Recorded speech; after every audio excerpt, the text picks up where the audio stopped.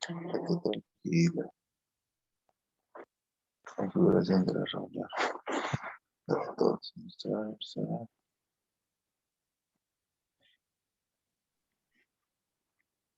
¿Cómo entras a tu reunión?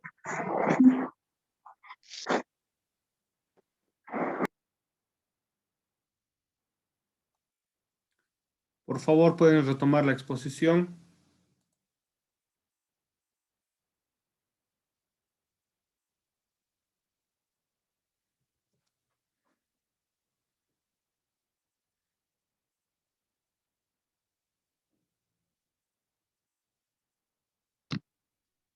¿Me da permiso para compartir, Lice? Denme un segundito. Por favor, no deben colocar nombres ya en el chat.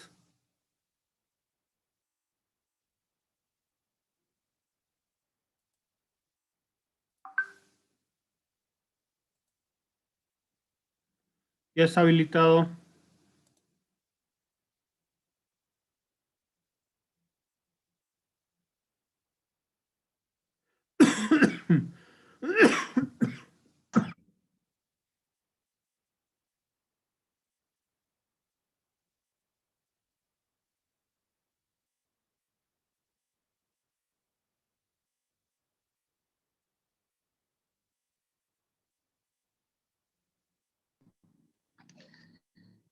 Voy a comenzar, Lice. Voy a continuar. Continúe nomás. Diagnóstico ecográfico. Mediante la ecografía bidimensional es posible detectar estructuras fetales que varían según la edad gestacional, tal como se describe a continuación. En el primer signo ecográfico claramente identificable es el saco gestacional, aunque se ha señalado la posibilidad de detectar el saco gestacional implantado dentro de la cavidad endometrial a partir de la semana 4. No es signo a partir de la semana 5, cuando el método adquiere valor diagnóstico. En esta fecha se puede visualizar claramente el saco gestacional que aparece como una imagen intrauterina econegativa redonda de aproximadamente 2 centímetros, que está redonda, rodeada por una zona más ecogena, gruesa en forma de anillo, que se diferencia de la ecogenicidad del miometrio y que es la zona de implantación. Pruebas de embarazo. Detectan la gonadotropina coriónica humana, que puede ser detectada a los 7-10 días. Tipos de pruebas. Orinas son llamadas pruebas caseras. Determina si está embarazada hasta 2 semanas después de la ovulación. Sangre o dos tipos. Hay dos tipos. Cualitativo son de positivo o negativo y tienen la misma exactitud que la prueba de orina. Cuantitativo mide la cantidad exacta de HGC en sangre y determina si está embarazada en 8 y 10 días después de la ovulación. Diagnóstico post-mortem del embarazo. Es la expulsión de post-mortem de un feto, también denominado de un parto post-mortem. El parto post-mortem se define como la expulsión de un feto muerto tras el fallecimiento de una mujer embarazada, cuando el útero materno muestra claros signos de putrefacción. Diagnóstico diferencial de embarazo. La secuencia diagnóstica descrita del embarazo ectópico permite establecer el diagnóstico diferencial con otros procesos ginecólogos como el aborto, la enfermedad inflamatoria pélvica, el cuerpo lúteo hemorrágico o el quiste de ovario accidentado por torsión o ruptura, además de otros procesos pélvicos como la apendicitis. La misma se enfoca en 3 puntos de vista: desviación del embarazo normal, enfermedades de los órganos pélvicos, pseudosis.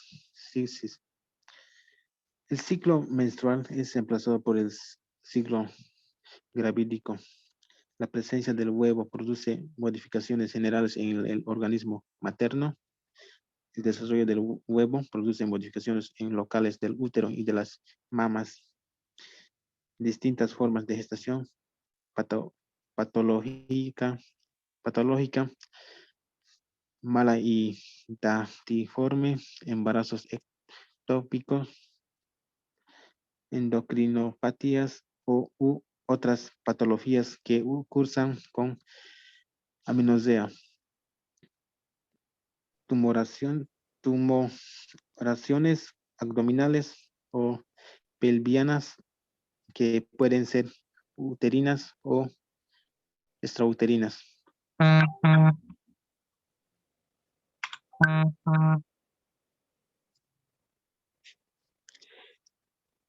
Ahora va a continuar mi compañero Lisa. Gracias. Bueno, le dicen, el embarazo fantasma o embarazo falso es una condición en la cual el cuerpo de la mujer, ¿se escucha, no, Alison?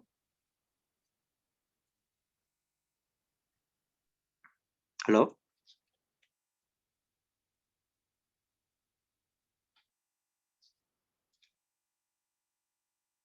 Coleguita, se escucha a los que estamos escuchando. Ya. El embarazo fantasma o embarazo falso es una condición en la cual el cuerpo de la mujer cree estar embarazado, presentando todos los síntomas del mismo. Esta condición se da en su mayoría por la presión de la mujer por quedar encinta y el cuerpo se altera tanto que produce esta condición. Los síntomas que presenta son los habituales de un embarazo como el brote de la leche, la ausencia del periodo, vómitos y mareos, dolor en el abdomen, aumento de peso, incluso la sensación de que el feto se mueve. También pueden dar pruebas de embarazo positivas. Esta condición es hormonal, tiene que tratarse con un médico con hormonas para regular el ciclo menstrual, y con un psicólogo o psiquiatra para los demás síntomas y volver a su estado normal. El embarazo falso. Esta es la diapositiva, por favor. Esta es una condición totalmente opuesta a la anterior, ya que en esta el cuerpo de la mujer ignora totalmente que está embarazada durante horas, meses o hasta el momento de dar a luz. Este es un caso poco común, pero aún así se da entre 1 de 475 casos. En esta condición, el embarazo es completamente ignorado, en su mayoría hasta 5 meses de gestación, ya que en ese momento ya es imposible ignorar algunos síntomas del mismo embarazo. No deja de ser una sorpresa ya que el cuerpo incluso llega a menstruar, incluso llega a botar sangre simulando un periodo. Estos casos son pocos. Incluso existía un programa no sé si algunos recuerdan, de National Geographic, donde era tipo casos de la vida real, donde mujeres llegaban a dar a luz en el estacionamiento o en el baño, pensando que simplemente tenían que ir a defecar, pero en realidad estaban llegando a dar a luz. El embarazo anormal es cuando el óvulo se fecunda y crece afuera del útero. El óvulo no puede sobrevivir fuera del útero y al crecer fuera de él puede causar graves problemas de salud, dañando otros órganos y una gran pérdida de sangre. Este caso debe ser tratado con un médico para evitar las complicaciones en una etapa temprana, y incluso llega a ser cirugía en casos más avanzados. Embarazo por inseminación artificial. Como obviamente dice el nombre, es cuando de manera artificial se fertiliza el óvulo con esperma con el objetivo de quedar embarazada. Esto se realiza en personas que se les dificulta quedar encinta y se lleva a par con tratamientos hormonales. Consiste en hacer llegar el esperma hasta las trompas de Fallope durante los días en el que el óvulo sale para ser fertilizado y así poder quedar encinta.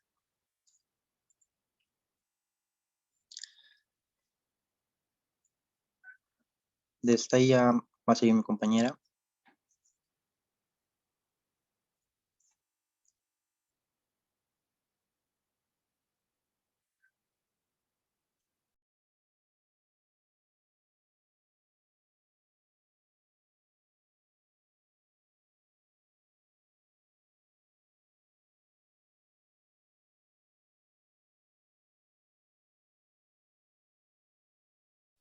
¿A quién le toca?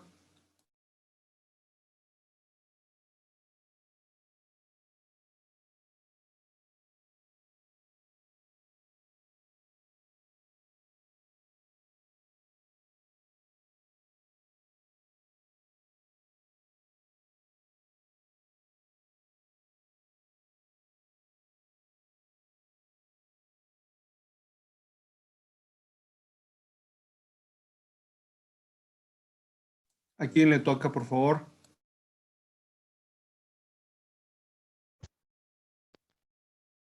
Buenos días. ¿Se me escucha? Sí, continúe. Ya. Delincuencia gestacional. A lo que fui leyendo, la delincuencia gestacional también se puede decir que podría la mujer tener trastornos mentales o que podrían conducirla al suicidio, a la deptomanía, a la piromanía, odio al marido, odio al hijo. Y estas situaciones podrían conducir a algo delictivo y referente a esto se tiene que tener en cuenta que debería existir peritos de psiquiatría forense. eh, ¿Cuándo es necesario interrumpir el embarazo? Que exista riesgo de la vida, la salud de la embarazada, eh,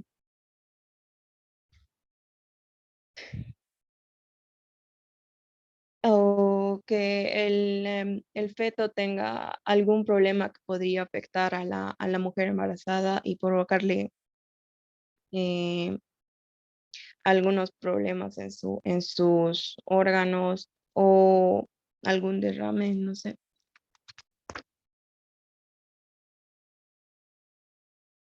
Las enfermedades que podrían interrumpir el embarazo, eh, tales como la presión arterial alta, diabetes, la tiroidea o síndrome de ovario poliquístico o problemas con el sistema inmunitario como trastornos autoinmunes. También están los alimentos que pueden provocar un aborto, el tabaco, y el alcohol, la cafeína, las drogas, quesos y embutidos, pescados y mariscos, o incluso los alimentos crudos.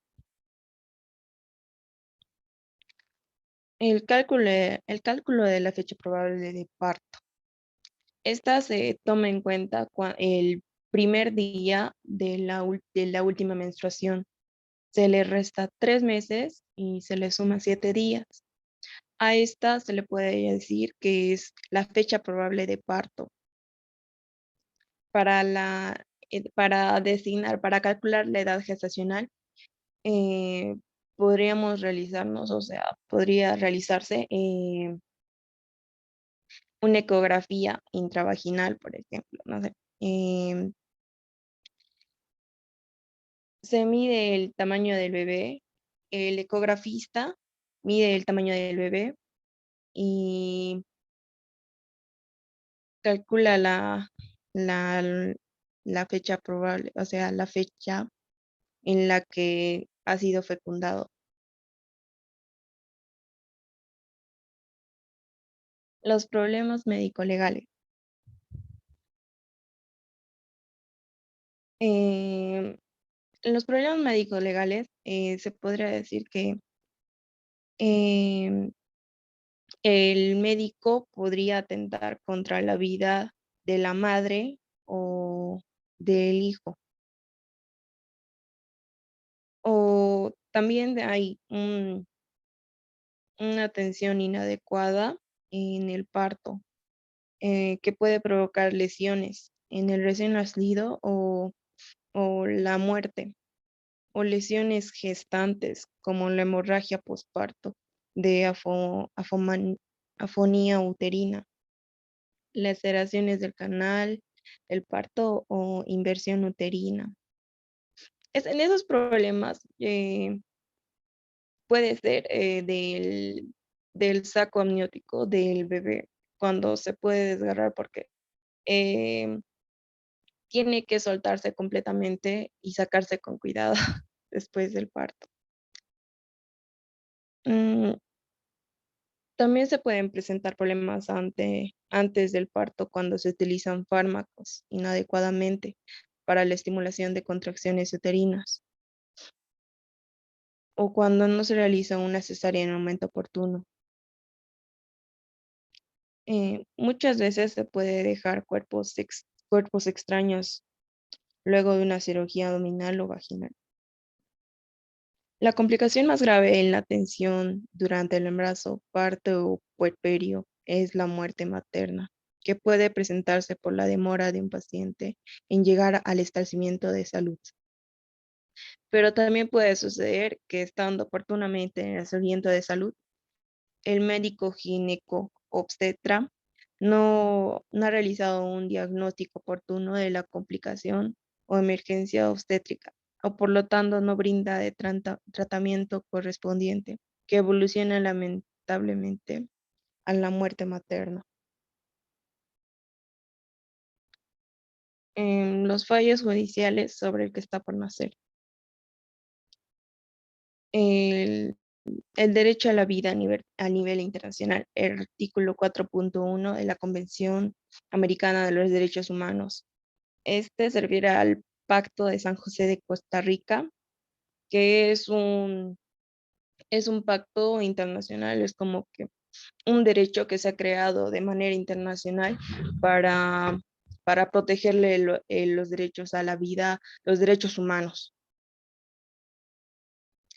Eh, este artículo 4.1 de la Convención eh, defiende la vida y dice que desde el momento de la concepción de un feto hasta el momento de nacer, puede, eh, es considerada, es vida, es una persona. Em, y en caso contrario de que la mujer se oponga, em, puede enfrentar innumerables problemas con estos tratados internacionales. Derechos del neonato. El no nacido es el ser humano en el periodo de vida que va desde el momento de la concepción. Eso era lo que les estaba diciendo, que desde el momento que es concebido hasta el momento en el que nace también, hasta lo que se va desarrollando, ya es considerado una persona, un ser humano.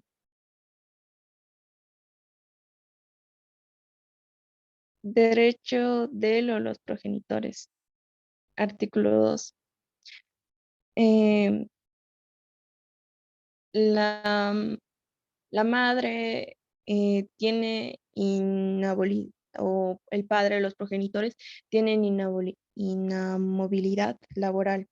Esto dice que no les pueden despedir, no les pueden quitar el trabajo, no les pueden degradar.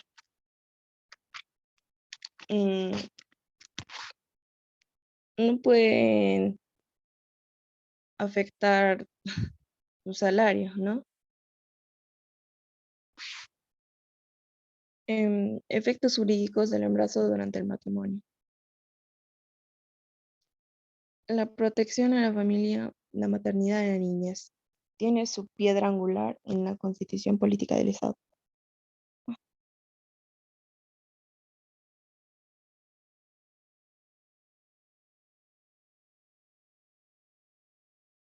Parte tercera, título 5 del régimen familiar, artículo 193, en el cual se encuentran protegidos el matrimonio, la familia y la maternidad.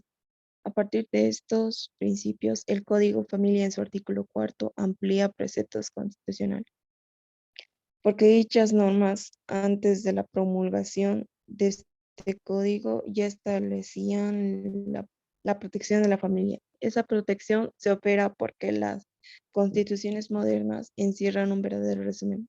Podríamos decir que se trata de un cuadro sintético de las instituciones jurídicas de cada pueblo, tanto en cuanto afecta el derecho público, en cuanto concierne el derecho privado. En cuanto se refiere específicamente a la niñez, existe el Código del Menor promulgado mediante Ley 1403 del 18 de diciembre de 1992, con un instrumento inclusivo de protección a los infantes. Pero lo fundamental de este cuerpo legal es que el derecho de menores es un nuevo derecho y se destaca por su carácter tutelar y protector, aspectos que orientan todas sus disposiciones a la esencia de esta rama del derecho.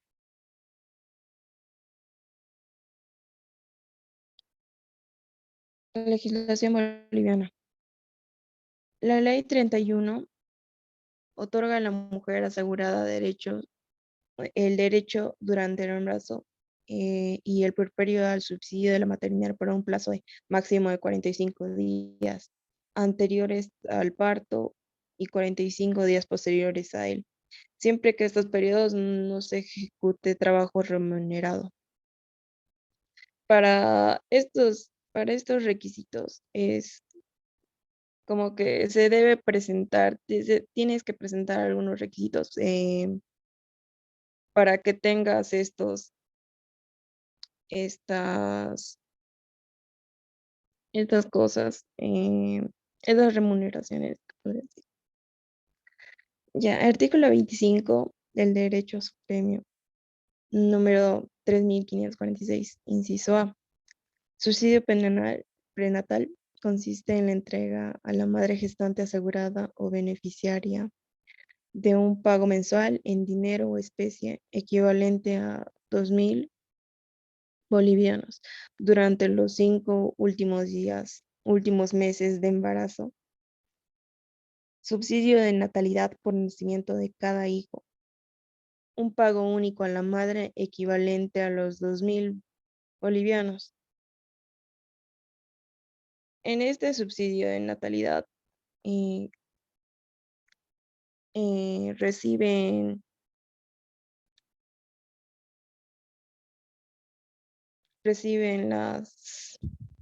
las familias que son menores de edad, tomando en cuenta esto.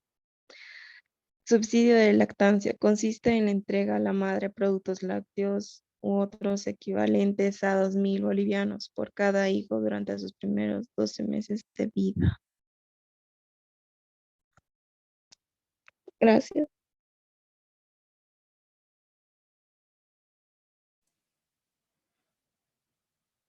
Siguiente.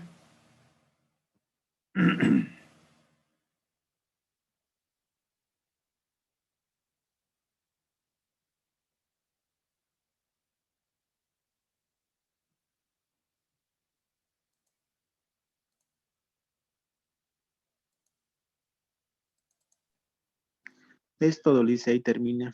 Ya. Bueno, dudas, preguntas, comentarios.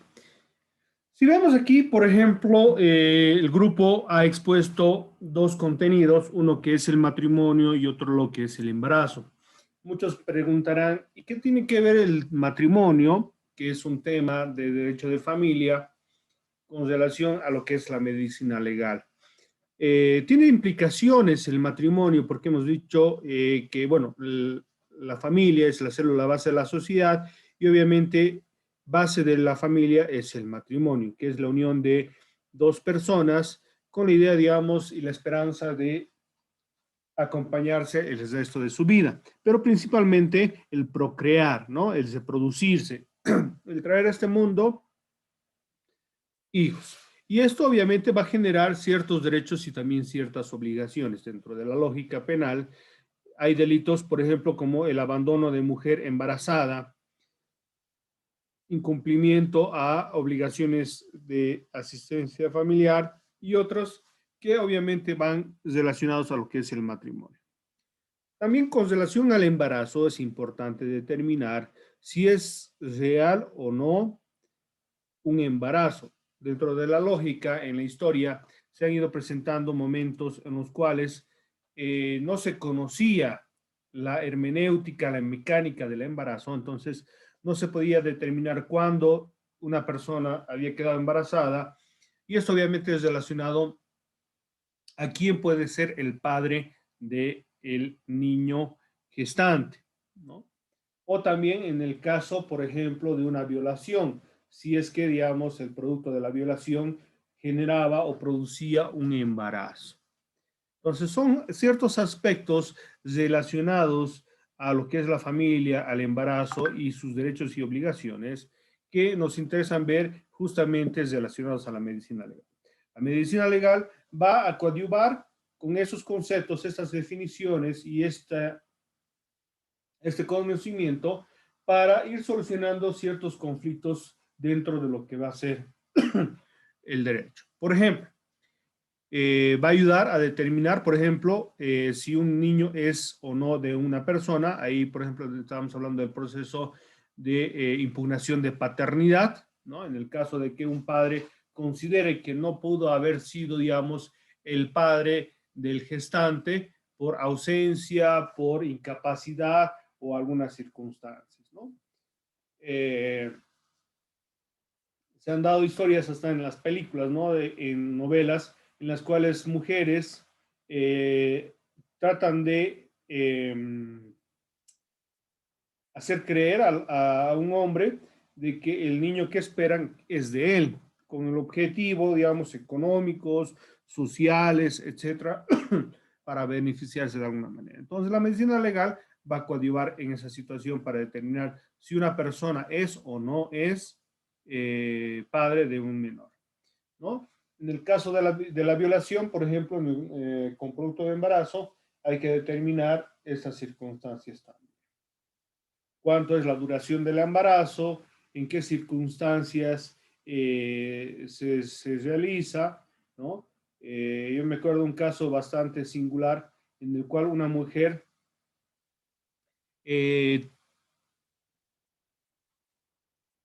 realizó una inseminización artificial, un poco, digamos, fuera de lo común, con la idea de quedarse embarazada para una persona, ¿no? Y bueno, lo logró, y el padre del bebé, todo consternado, no sabía cómo se había realizado el embarazo, porque obviamente él no tenía no tenía claro cómo se había realizado, ¿no? ¿Por qué no? Como les decía, fue un embarazo no tradicional, no fue mediante una relación sexual, sino otro procedimiento. Y bueno, lastimosamente las leyes son claras, se hizo una prueba de ADN, se determinó que era el padre y obviamente tuvo que cumplir sus obligaciones. Bueno, un poquito para ir señalando la importancia de nuestro contenido referente a lo que es la medicina legal y relacionado a lo que va a ser el derecho. Preguntas, consultas, por favor.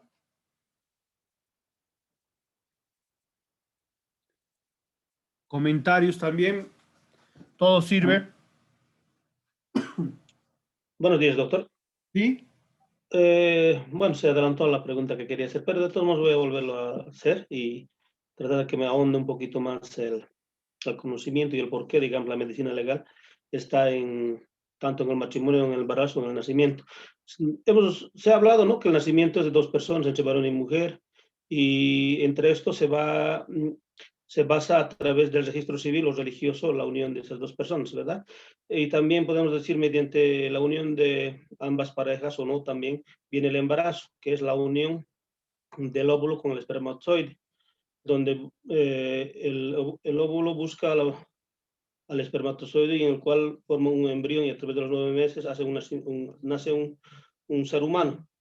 Y en el nacimiento podemos decir de que una vez que el niño nace, tiene ya derechos que la Constitución Política del Estado lo protege. Desde la Tanto, fecundación incluso tiene derechos. ya, está bien, gracias a dándole. Y la pregunta es esta, doctor. ¿La medicina legal está totalmente apoyando y buscando algunos problemas que suceden en todo este procedimiento, doctor? En realidad, la medicina legal va a ir a dar solución y respuesta a las dudas que se presenten en relación a esta área del matrimonio y del embarazo. Le pongo un ejemplo. Resulta de que en Europa una mujer da a luz gemelos, ¿no? En circunstancias bastante complicadas porque uno de los gemelos era o sea, de raza negra y el otro era de raza blanca. ¿Qué podríamos sacar de esta idea? ¿No? Que habría duda de el progenitor o en el caso puntual, quién habría embarazado a la mujer, ¿no? Entonces es fuera de lo común esa situación, pero un poquito haciendo la referencia, ¿no? Se pudo determinar que eran situaciones genéticas, ¿no? En el cual una persona que es mestiza, que quiere decir una mezcla de dos razas, una blanca y otra negra, han tenido relaciones y obviamente se daba esa singularidad, ¿no? Pero imagínense, por ejemplo, si los dos eran de raza blanca y ocurría eso, ¿qué hubiera pasado? ¿No? Hubiera una duda razonable de quién es el padre, si todos los dos son de raza blanca. O también se dio otro caso en el cual, por ejemplo, una mujer tuvo relaciones con dos diferentes hombres y tuvo dos hijos. Y cada hijo fue, o sea, fue uno para cada uno de los hombres. Entonces, son circunstancias que la medicina legal debe explicar el por qué estas situaciones bastante raras y obviamente pueden presentar conflictos legales, ¿no? En el tema de sucesión de herencias, en el tema de las obligaciones de asistencia familiar, en el tema de la paternidad, por señalar algunos aspectos. ¿Alguna duda, otro comentario, por favor? O si es que algo quiere complementar el alumno. Tal vez acotando lo que usted ha comentado, ¿no? De esa señora que ha tenido un bebé moreno y otro blanco. Es más o menos como pasó aquí en Bolivia, en Potosí, en un momento donde hubo muchos niños que nacían con ojos verdes, azules, medio rubios, y los papás eran bolivianos, y resulta que eran los genes de más antes, ¿no? Que habían abusado de hace años atrás los españoles a las mamás, y los genes recién se estaban manifestando. Más o menos algo así quiere decir. Bueno, puede darse, ¿no? Varias circunstancias. Hace muchos años, ¿no? Se decía que es el hijo del cura, ¿no? Que es Curahuawan, ¿no? Porque las doncellas iban a atenderlo al cura y, bueno, en circunstancias se quedaban embarazadas. Pero sí también es cierto que la recesión genética es importante. Puede ser, digamos, que el abuelo o bisabuelo tenía ojos verdes, ojos azules, y pasan las generaciones y no se presentan esas características de los ojos. Pero en un nieto o un bisnieto pueden aparecer, entonces puede haber, digamos, esa duda razonable. Pero eso es explicable con un estudio genético, ¿no? ¿Alguna otra duda, alguna otra pregunta? Por favor, estamos a 5 minutitos de que concluya la clase. Vayan pensando, por favor, un minutito me dan.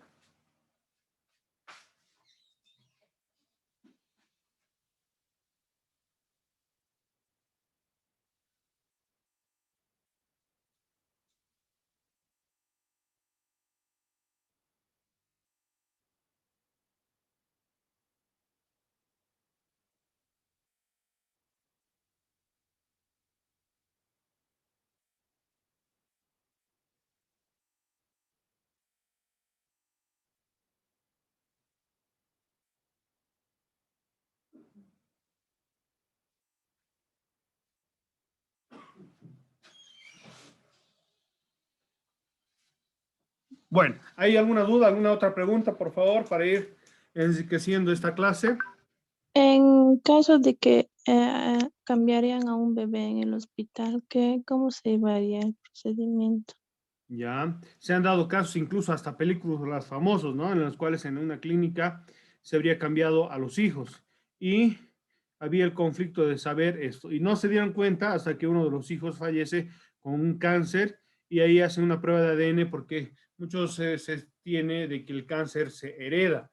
Y los familiares decían, pero qué raro que si nosotros nunca hemos tenido un antecedente de cáncer, ¿qué habría pasado? Se hace prueba de ADN porque obviamente hay estudios que nos ayudan, como también para poder dar algunas curas. Entonces ahí se dan cuenta de que el niño fallecido no era hijo de ellos. Entonces se hace la averiguación y se determina, ¿no? Que se había hecho el cambio de niños y eso se hace con una prueba de ADN, ¿no? Para determinar si el hijo es o no de una persona o de una familia.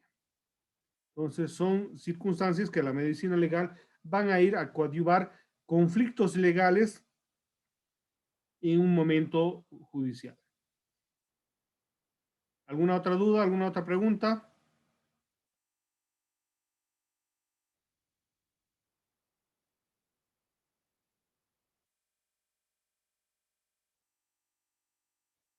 Comentarios, por favor. Estamos a 2 minutos para concluir.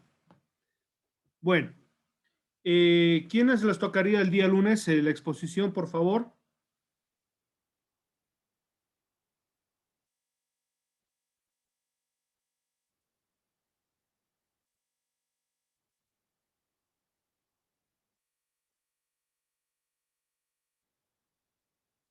Sería el tema del feminicidio y sus emergencias. Aceñas, Enríquez, Herrera, Marza, Pérez. ¿Hay alguno de ese grupo acá?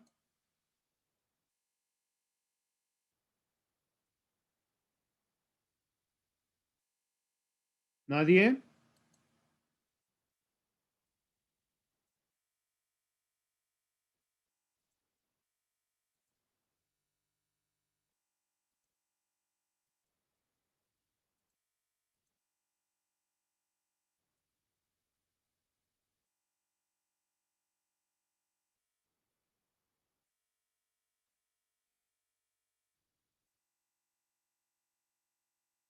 Bueno, ¿no hay alguna duda, alguna pregunta? Por favor, estamos a 1 minuto 30 segundos para concluir la clase del día de hoy.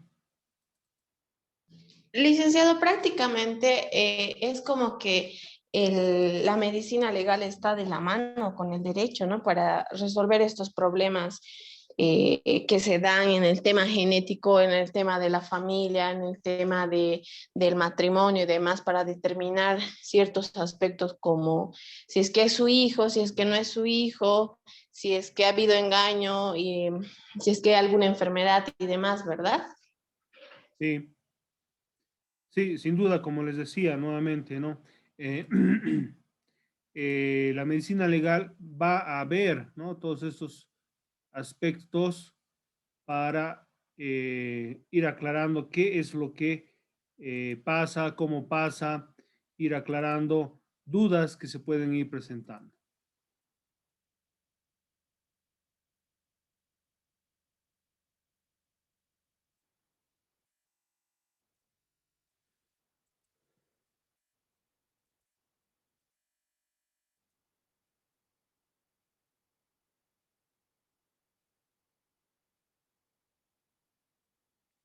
Preguntas, comentarios nuevamente, por último, ya se va a cortar.